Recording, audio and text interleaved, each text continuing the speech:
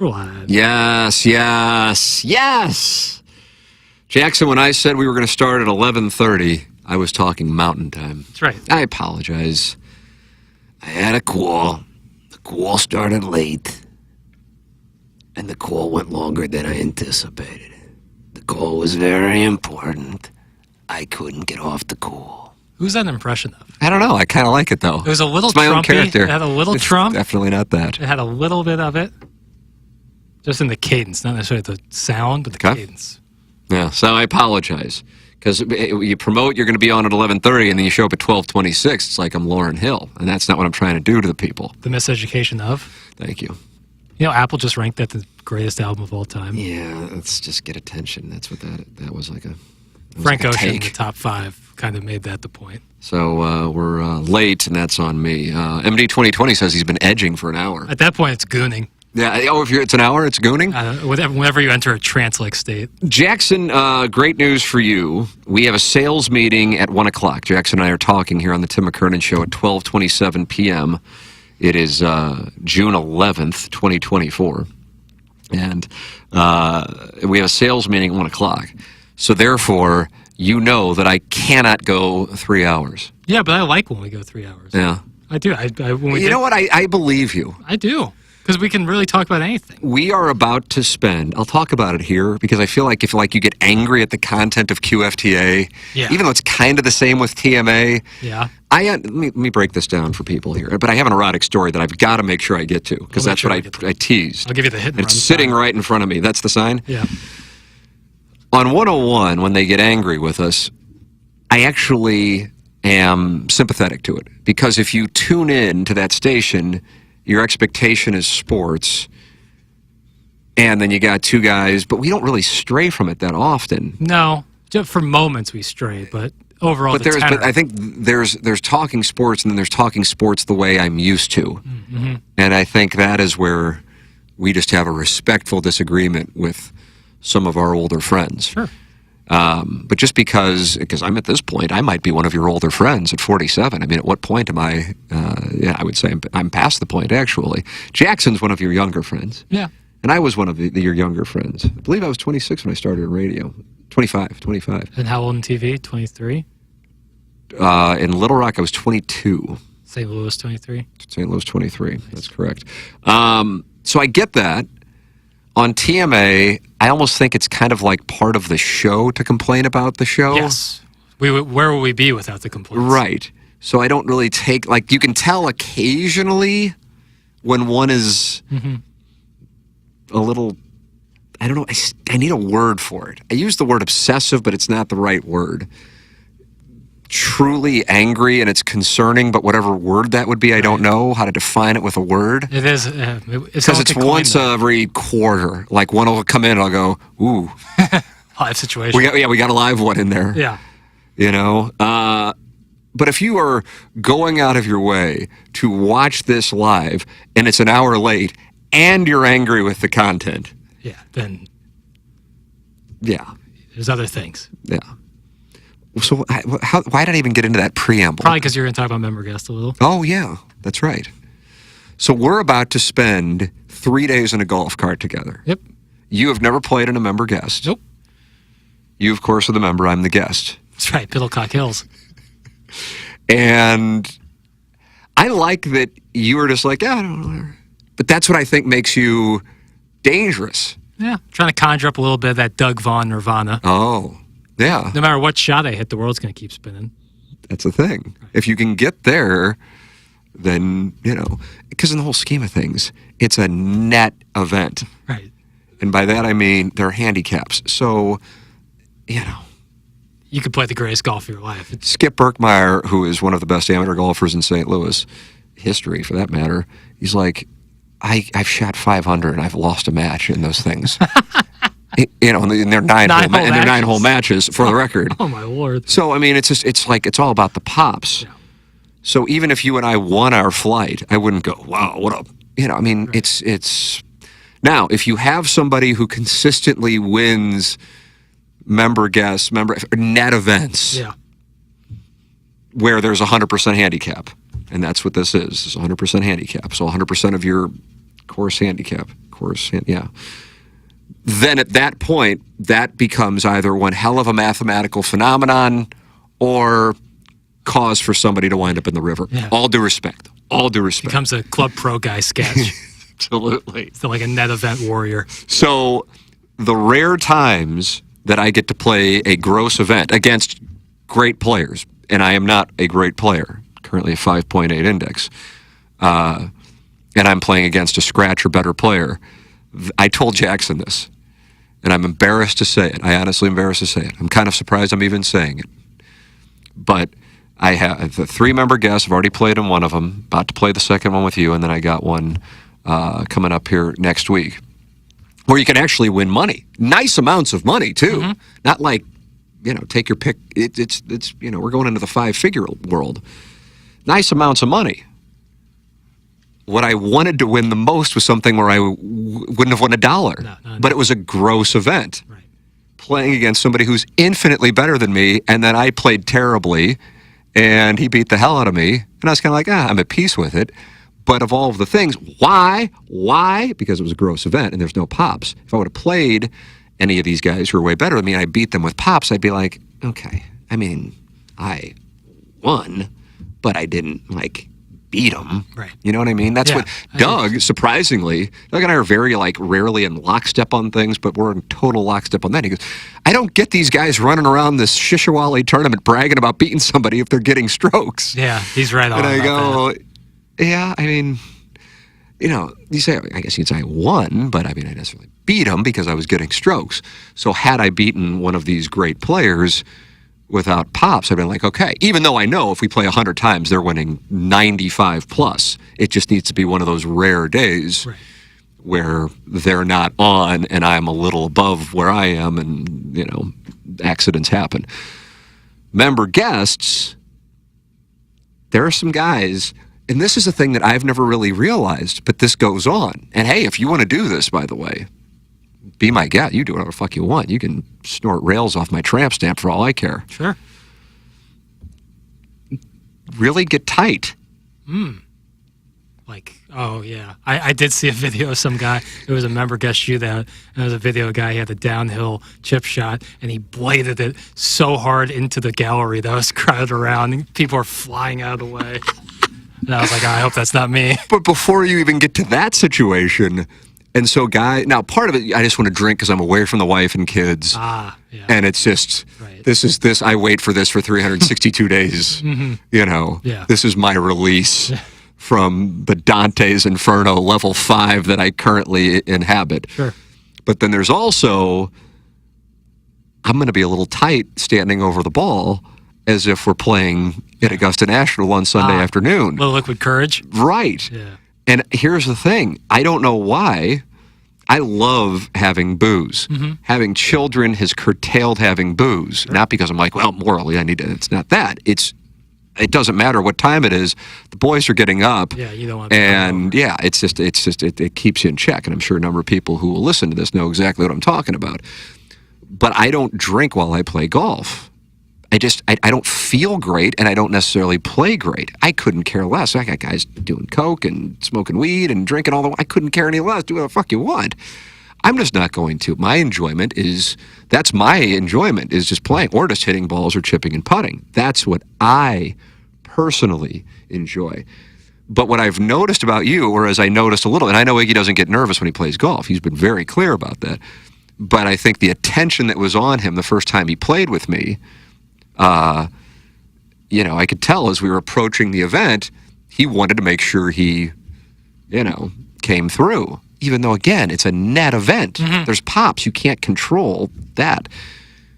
You seem like you're just like, okay, I'm looking forward. It'll be fun. Yeah, it'd be fun to play rounds of golf. That's kind of what it is, right? It's just like some rounds of golf, and if you play well, you can win. And I'm telling you, while you're exactly right, you are in a minority mindset. All right, that's cool. I think... And I'm sitting here, I'm going, this is great. Because you just kind of like, oh, we're going to get to play golf. That's good. Yeah. Someone asked me, playing this weekend? I'm like, yeah, I think I'm playing a lot. It's going to be fun. Yeah, we got 18 holes on Thursday afternoon. We got 27 holes on Friday and 18 holes on Saturday. Yeah, it's a real stamina festival. It is. Especially and in the heat. I'm certain you'll be the youngest person in the field. That's cool. Yeah, I'm getting a new pair of golf shorts either today or tomorrow, so I guess that's my prep work.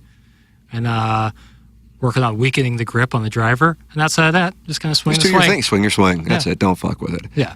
Yeah. I mean, it is what it is. But here's the thing that we do know.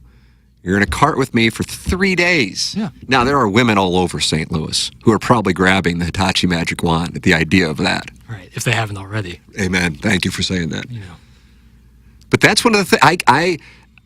I choose, you know this. Mm-hmm. I choose playing partners based on my approach to the thing. I need to be a little more, if you're a guy who has throwing club in your, in your repertoire, so to speak, or, screaming or something like that. Hey, I understand. Everyone's got to release the demons. We're all trying to break 80, and it's great, or 90, or 100. However, for my 3 days in a cart with somebody, that isn't what I'm looking for. Right. And maybe somebody who is looking to throw clubs or, a flag, they're looking for more, like you can sit there in the cart after we lose a hole, and I promise you we'll lose a number of holes, and you miss a putt, you don't need to say sorry. Of course, yeah. Didn't try. I won't be telling you sorry. No, of course, because no one's trying to miss putts. Right. Yeah. It's just, it's kind of the deal. But, it's, I also don't need a pep talk in the cart. Well, I know that's. Scrap that. Okay, I had like a bunch of stuff written. Come on, we got to go. Wow, yeah, I know. Going to give you the Brad Pitt Troy speech.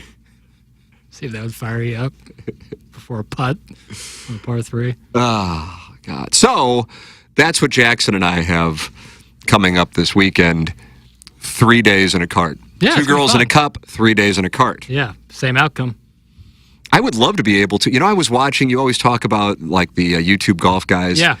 And I just really haven't gotten that into it. For whatever reason, I saw Dan Rappaport nearly makes history. And I'm going, oh, is he a good player? Was he trying to qualify for an event? And he was playing with the guy, he was playing with Fat Perez from Bob Does FP. Sports. But they focused on Dan's round, and I'm like, oh, is he a good player? Did he qualify for an event? I don't know. I mean, I can tell he can play. He's a good player, yeah. Is he? I think his index is in low single digits. Okay. I mean, maybe it was a qualifier and it just got a little, I don't know. He just had the trouble Myrtle off Beach the tee. thing? Yeah. That's the. Well, he didn't hit a fairway. Yeah, well, his hole might got tight. Right, that's what I'm saying. They were playing for a chance to play. Okay, all right. Okay, got it.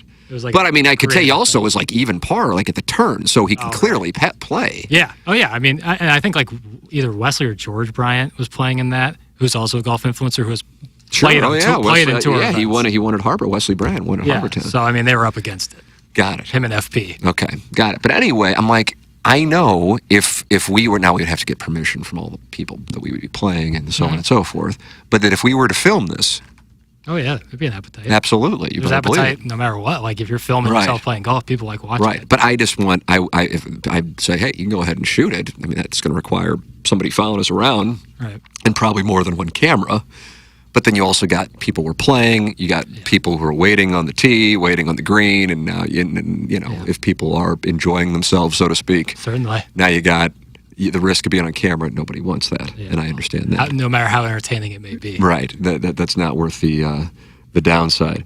So, with that all established, I said that we would have this wonderful story that I received for QFTA today, T. McKernan at InsideSTL.com, and we have 20 minutes to discuss it, Jackson, and that's wonderful.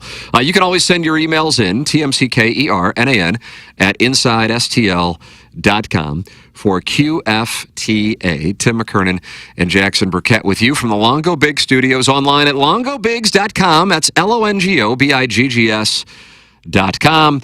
And then we are also brought to you by James Carlton, the Carlton State Farm Insurance Agency, by Munganess, St. Louis Acura, Munganess, Burkhardt, Alton Toyota, by Mark Hanna of Evergreen Wealth Strategies, and Seth Goldcamp of Design Air Heating and Cooling, online at designairservice.com. Jackson, are you ready? Born. Hey, boys. I can guarantee this email won't go in the direction you hoped it might when you put out a call for erotic stories. But being a swingers bulletin board, I thought this was the best forum for the story. My wife and I are in our late 30s and have recently begun to have a lot of open revelatory. Nurse is in the hallway. Seems like they're reveling. Revelatory conversations about sex and sexuality. We've both found that we're open to the idea of the other having different partners and possibly even a threesome, or, if the situation is right, swinging with other couples. Society is becoming more progressive every day, but unfortunately, we're still not at a place where swinging is widely accepted. We live in a relatively small town and have young children in tow, so we know we have to be very careful about how we go about exploring the lifestyle. As such, I reached out to a friend who I knew had some contacts within the lifestyle in a nearby major metropolitan city. He gave me the name of a person in the lifestyle who he knew would be open to my many questions about it. I messaged the gentleman on Facebook, and, as my friend had anticipated, he was incredibly helpful as I quizzed him on a wide range of topics regarding the lifestyle. And that's where this story takes a turn. As we were messaging, he innocently asked, "How do you know," and we'll use the name Bill, "and Bill's wife? I was just stalking your profile and saw a picture of them." Well, I know Bill and Bill's wife quite well, as it turns out. They're my parents, after all. Oh, Lord. Oh, Lord. All right. Erotic story is never this is what I'm thinking of. This has gone sideways quickly. I'd love to tell you that this discovery, that my parents are swingers and are part of the community my wife and I were considering joining, was a jarring, worldview-shattering revelation. But sadly, it was not. My wife and I have always had suspicions for years now, so this was simply confirmation of that suspicion. I wonder what would lead to suspicions. Maybe that's answered. A lot of vacations with other couples where they're going to certain areas. Hedonism. Jamaica. Yeah, or just kind of the vibe. Iggy would say on that couples would say they're going to Jamaica, and then to make it look like they're not going to hedonism, they would take pictures at other resorts to try to throw people off the scent. That's How about that? Kind of wise. Even so, it's a wild moment when a stranger basically implies that he's banged your mom. Yeah, I'd say so. He did his best to ease my mind, telling me he hasn't seen them in a long time. They're in their 60s, so I tend to believe him. But obviously, any hope of exploring the scene in that metropolitan area was now dead. Yeah. Even if I might not run into my parents at an event. Wow, what a... God. Oh, the life just left our bodies. Even if I might not run into my parents at an event, they surely have friends they've made in the lifestyle who are still active. Having a friend of my parents say, "Hey, I bumped into your son and daughter-in-law at the sex club on Saturday. It was really great to see them," isn't on my to-do list. That dream dying did not totally exclude us from dipping a toe into the lifestyle, and we're still in the exploratory stages of ethical non-monogamy. It definitely served as a reminder that you probably know more swingers than you think, though, so you can never be too careful. Being as this podcast is called Questions from the Audience and not Stories from the Audience, I suppose I'll end this tale with a query. What would you do if you found out covertly that your parents were swingers? Would you tell them, thereby blowing your own cover in the process? Would you tell your siblings or friends, or would you keep it entirely to yourself? I'll hang up and listen. Love you, boys. That's Bill's stepson. Wow. Bill's stepson. Wow. Wow. Could be the title of today's podcast, Bill's Stepson's Erotic Story. Perfect. A lot to unpack. You know, nepotism, Tim, it's an often discussed thing. Yep. I could see a lot of benefits to being a product of nepotism around many different sectors. Swinging in the lifestyle seems like one where nepotism isn't necessarily welcomed. I wouldn't want to say, "Oh, your parents are such lovely people," while I'm at a key party. You know, those are things I don't want to hear, you know. You know, I have been to events, and they're great. I know a lot about events where people are banging, and it's great. And in my experience, it seems there are a few things. Now, I could be wrong, and since we are a swingers bulletin board, maybe people can confirm or deny this. There are a few things that it strikes me as it's understood that you're not going to talk about. Your families, Yeah. but more so the children. Yeah. Parents Right. being on the other side of it. Yeah. And then also like a heavy meal that you just enjoyed. Yeah. Yeah. Short ribs. For example, before you go and get gangbanged. Idea. Turkey legs and such. Right. barbecue, whatever. So, I mean, rarely when we get a question do I have like a instantaneous answer. Yeah. Now, my parents are in their 70s, so that would be really, really interesting. Yeah. But let's say that somehow this was going on, and I ran into my parents or found out that was, one of their pastimes. Would I tell them thereby blowing my own cover in the process? Would I tell my siblings or friends, or would I keep it entirely myself? I have an instantaneous answer, and it's I just keep it to myself. Option 3. Okay, so you're in a lockstep with me. I wouldn't even want to think about it again, right? Let alone have that conversation. Right. I was talking to William, Bill. Yeah, Bill, and I say knew you. And then as soon as I would say the name and they say, oh my God, then this is all coming crashing down. No, I'm not having that. Matter of fact, I'm finding Tommy Lee Jones and Will Smith and asking them to erase my memory. I don't want to ever know that happened. I mean, I'm telling you, like the crap that I've been to has been Las Vegas. And it's like that stuff's going on, certainly like in like rooms. Mm-hmm. But it's not like, so theoretically, it's like a party. Yeah. Right. So it's not like, but I guess in hindsight. But here's the thing with me, people would be like, oh yeah, that's kind of what he does, Right. So they wouldn't be necessarily like, what? The guy who's been talking about threesomes on the air for the last 2 decades. But my parents, holy shit! I got to be honest with you, to make it more realistic, like my siblings. Mm-hmm. That's more within the realm of reality. Not to say it's likely. Right.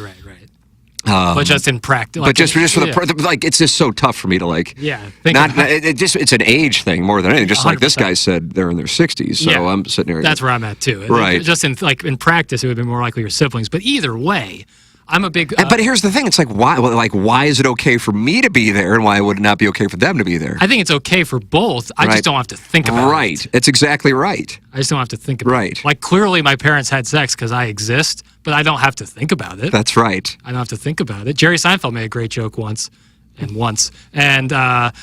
he was like, "Did you just take a shot at Seinfeld right there?"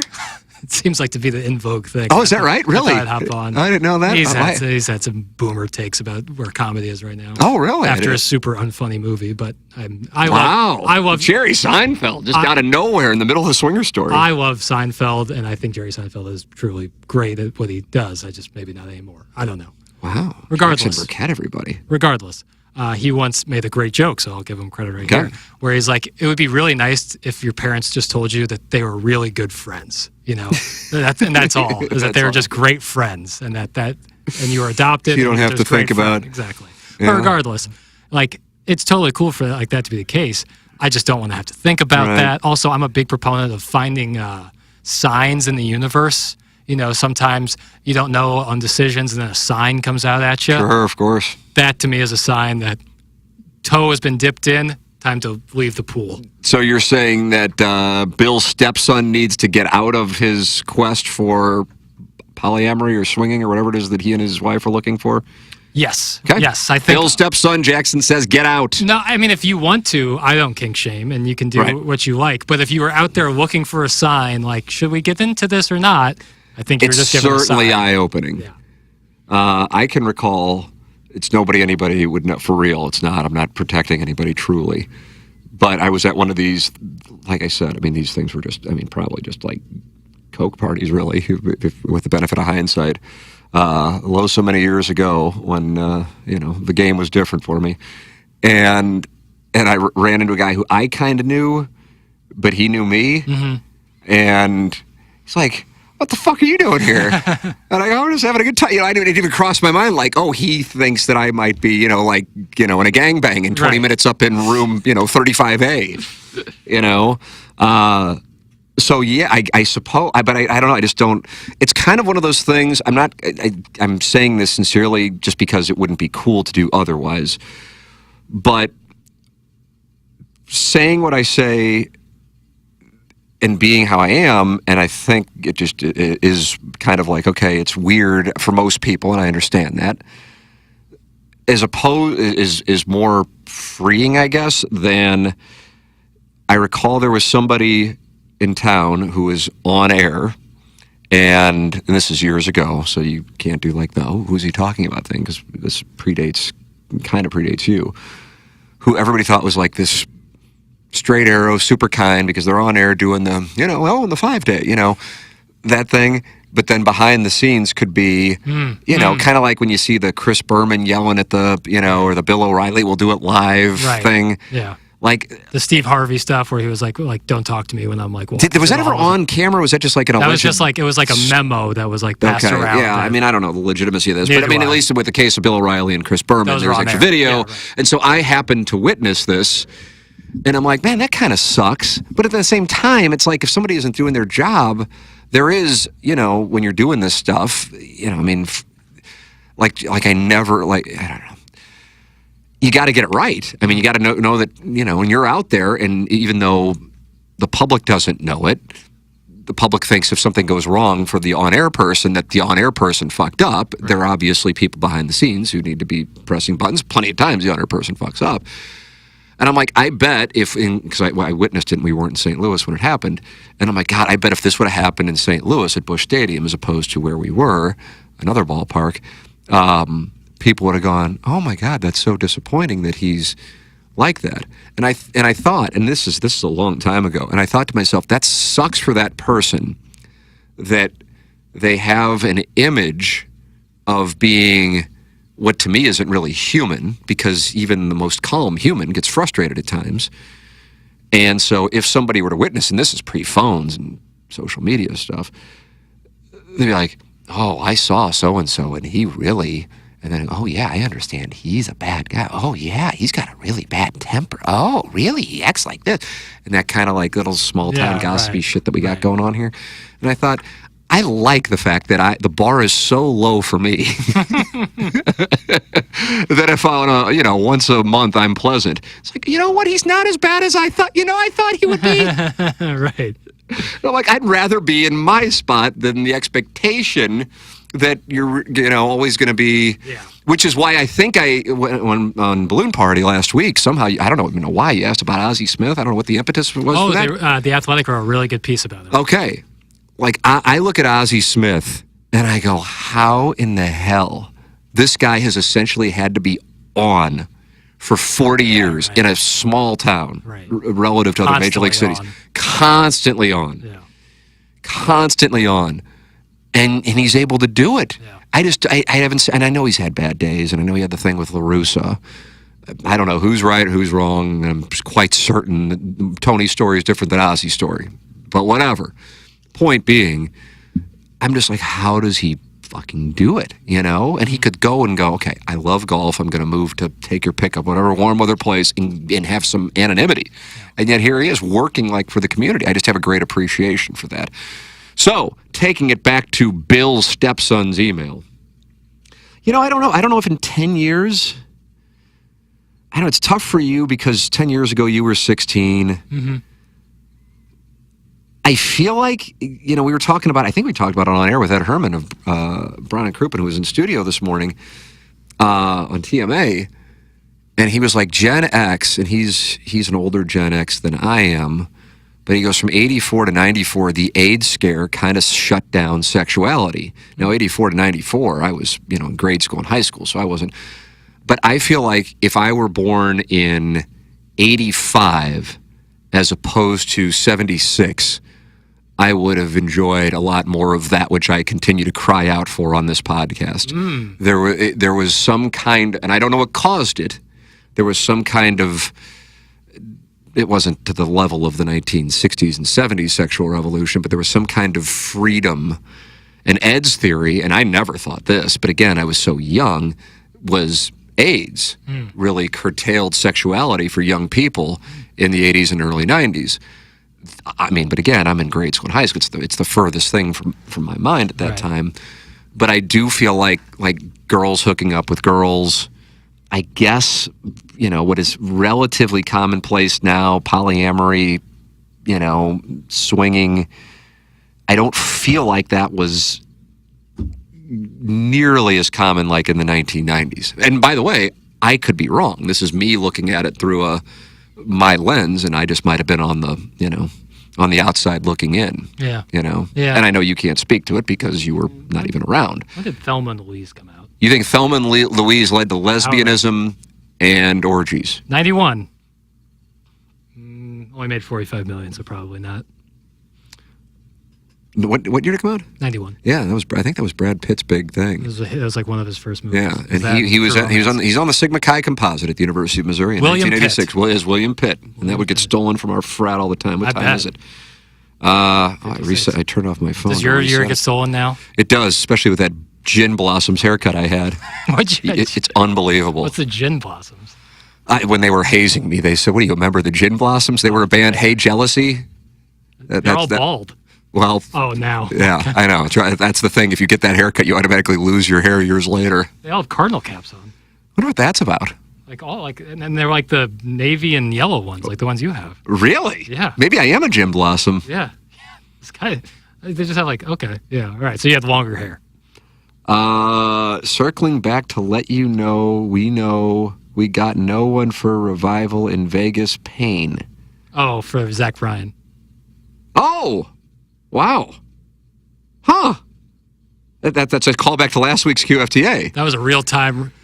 Don't know what you're talking about. Found out what you're talking about. Oh, they didn't. Yeah. It was all in one moment. I mean, if I would have been here by myself, I'd have been like, this fucking guy's on something this afternoon. Well, that's really surprising. Yeah. In Sam? Vegas, there's probably... I'm in the YouTube chat right now reading. I know people go back and most people podcast this, so they have no idea what I'm doing. I'm in the YouTube chat. Yeah, Sam says, I was shocked. I agree with you. Wow. That's really surprising. Was that at the Death Star, or was that at Sphere, maybe? MGM Sphere? I doubt he's at Sphere. I would also doubt that, but I will look it up. Huh. That's surprising. He was at, T-Mobile. Which is where the VGK plays. Yeah. Yep. Behind New York, New York. Huh. That's really surprising. I was surprised that there weren't Cardinals there for it. Yeah. I don't know. I remember Darren Pang yelling on air after he thought he was off. I believe it was a COVID broadcast where they were remote here in town. To his credit, when they came back from break, he apologized on air immediately. It's in the doggy season ticket holder. I am telling you, I don't know if you noticed this. When we go to break, I always do this. Oh, yeah. Because, it's just one of those things, and people get off on it, and especially if you have people in my world who don't like me, you don't have it to the level that I have it. I don't know if you have it to the 1,000th that I have it, that they're waiting for me to fuck up. And we talk about the dumbest shit in the commercial breaks and use profanity and God only know, and then it's and then it makes its way through social media. Oh, I wonder if they'll fire him, and then it puts Hubbard in a weird spot because then inevitably people pressure advertisers, and then it's a weird thing. You just don't want to deal with it.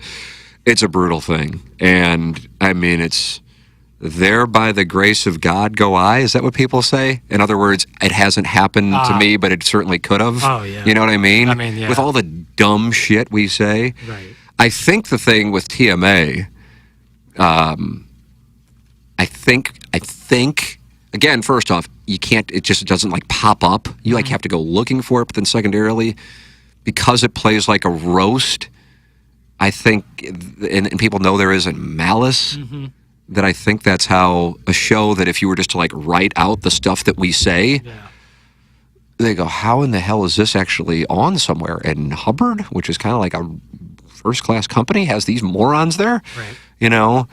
But if you know the group, it's just it's just five guys fucking off. Right. But if you just were to take a quote from anything we said ever in any hour you want, oh my God, it'd be what are you, and then so now you're speaking to an audience that isn't familiar with the show, but obviously there's way more people not familiar with the show than the show, and then they come in and it becomes an outrage deal. Scott Van Pelt has had a couple of those too. Anybody who has ever worked in broadcasting should have had one if they don't already have one. I don't think I've had one, but my time is likely coming, and it'll be unpleasant, and then I'll have to do the apology thing, and hopefully it goes away after. I'll just leave town and turn off my phone for a few days, and they can suspend me or something, and whatever.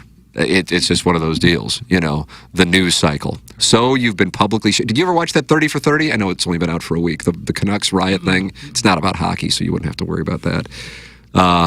But the interesting part of it, I'm why are they doing something on the 2011 riots? That was so kind of a localized... Yeah, I mean, it just... But the interesting part about it was the anger that led to the riots. But then the bigger story was how the people who got, quote, caught rioting, even though there were thousands of people rioting, but there were like still images that made their way around social media, and the hate and death threats they got, and there was no accountability for the people with the hate and death threats, which is the thing I talk about with social media. Somehow, and it blows me away, and I will stand, this is, you want to ask about a hill I will die on? This is the hill I will die on.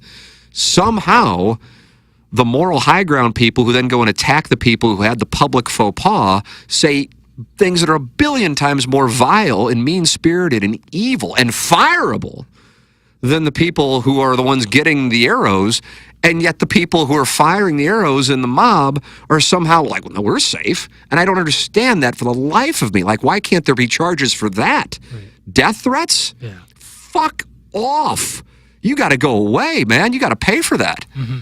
You know, holy shit. You had people who just were walking through Vancouver and then they got a picture and then they had death threats just because people were so mad at how bad of an image it was for Vancouver and Canada, because I guess this happened when they lost to the Rangers in '94 in Game 7. So that was what was interesting about it, because otherwise I'm just like, why are we doing a thing on the, you know, people say, oh, I think Ankiel needs to be, what was it, the 2002 Cardinals where Dale Kyle died. And I think that merits a 30 for 30. But they didn't win the World Series. I think that's more of like if you did local for 30 for 30, it's great local for 30 for 30. But that's kind of how I looked at it. But it isn't a 30 for 30 that you put on ESPN. Yeah. And I think that's what I looked at the Canucks riots thing. I'm just like, oh, yeah, I guess I remember that. What the hell? But the interesting angle to it was the public shaming, because it was the first social media drag session involving sports and a sporting event. So that's what was interesting about it. Anyway, Jackson, we got a sales meeting. Brian Henson says, man, that 30 for 30 was wild. The first riot in social media age, they called it. There it is, Brian Henson. All right, we got to go. We're late for the sales meeting. Thank you to everybody who watches on YouTube, and thank you to everybody who listens. Tim McKernan Show from the Longo Big Studios.